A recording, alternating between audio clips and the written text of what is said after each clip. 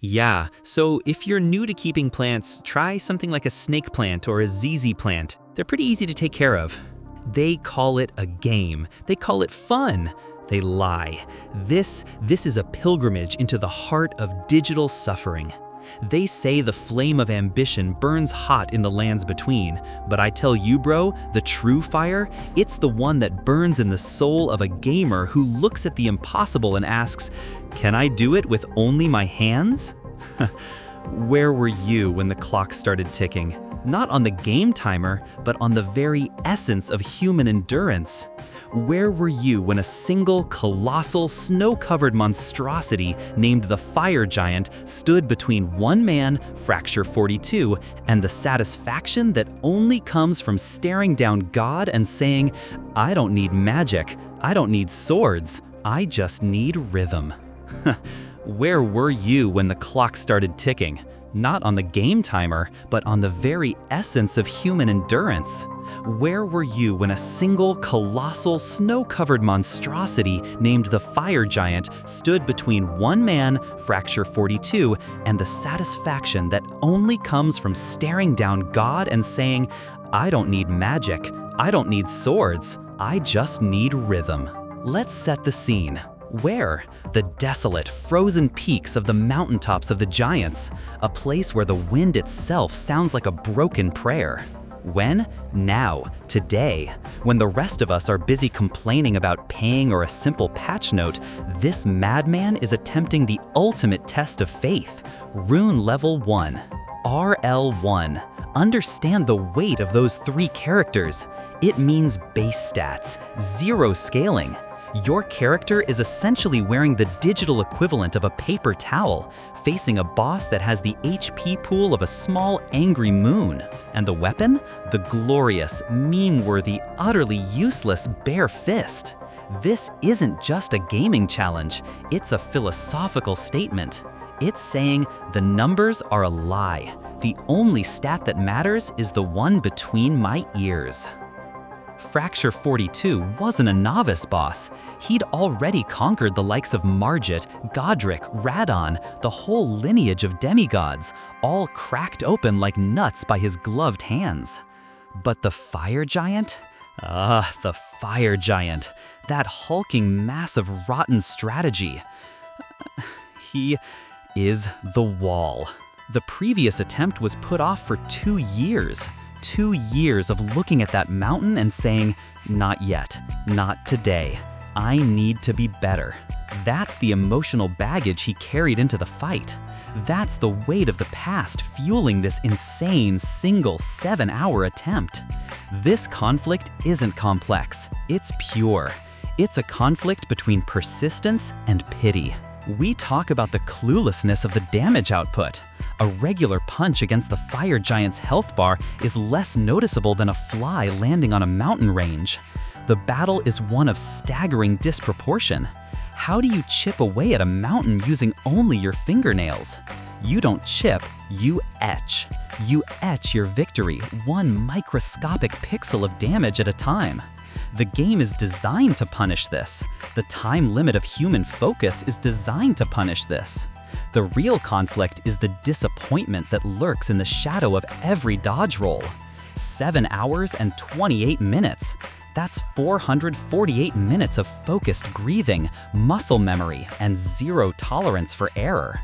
Every jump, every roll, every minuscule heal from the 14 flasks of Crimson Tears, the Blessed Blue Dew Talisman, and the Bestial Vitality spell, they were all razor-thin tightrope walks. Imagine the sheer psychological warfare of Phase 2, the Fire Giant rolling, creating seismic events, demanding you track its every move while maintaining perfect spacing. And then, the ultimate psychological weapon, the Flame Breath. It's the instant reset button. A puff of fire, a minor miscalculation in distance, and poof. 7 hours of your life, the entire history of this one epic run, gone. Just like that. The conflict isn't just surviving the boss, it's surviving the fear of the reset. The real struggle is maintaining the sanity required for 400 minutes of monotonous perfection. This is why it's not just an event, it's a saga. They say emotions make you weak. In this run, emotion was the strength. The core emotional need here is mastery. It's the deep, primal desire to exert absolute control over a system designed to be chaotic and punishing. The immediate goal is the kill, but the emotional payoff is the ownership of the game's truth. There must have been moments of pure white-hot rage, not at the boss, but at the sheer insulting length of the fight. Moments of profound guilt. Am I actually spending my entire afternoon doing this? Moments of stark fear, that final tiny window of health remaining where the pressure is so intense it could crack diamonds. But the defining emotion is patience, elevated to an art form. It's a meditative state. Every punch is a prayer. Every dodge is an acceptance of fate, until fate can no longer touch you. When that final blow connected, that explosion of gold, that enemy-felled banner appearing on the screen, that is not just relief. That is the catharsis of 2 years of mental struggle, of 448 minutes of physical strain, washing away in a single triumphant moment. It's the highest form of disrespect to the boss and the greatest form of respect to the self. This is why we watch, bro. Not for the pixels, but for the heart. I'm telling you, the twist isn't the win. The twist is the video length. Everyone clicked on the clip expecting a highly edited montage of failures and the final glorious success.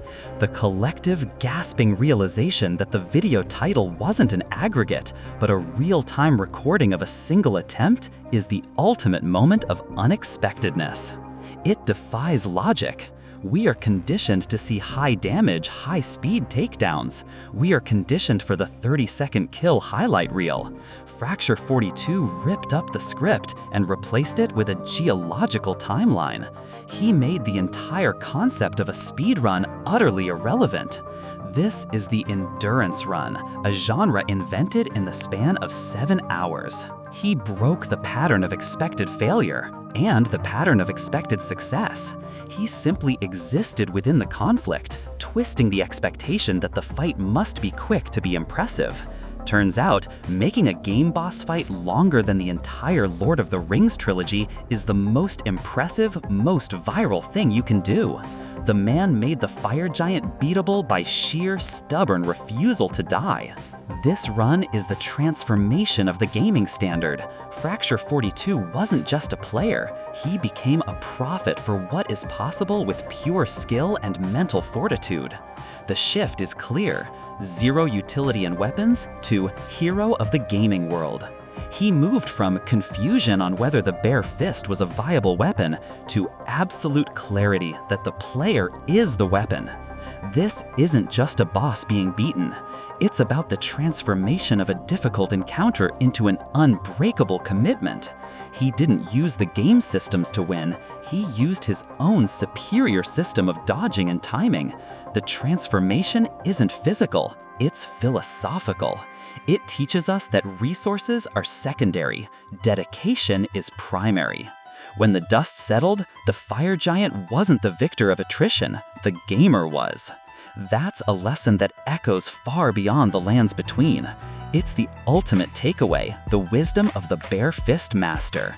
Heartbreak is temporary. Purpose makes you unstoppable. They will talk about the build. They will argue over the stats. They will scroll past the 7 hours. But the real ones, we saw the truth. We saw the man who traded his damage for his destiny. He didn't just win the fight, bro. He won the war against his own limitations. You can give a giant a mountain of HP, but you can never, ever defeat the player who has nothing left to lose but time.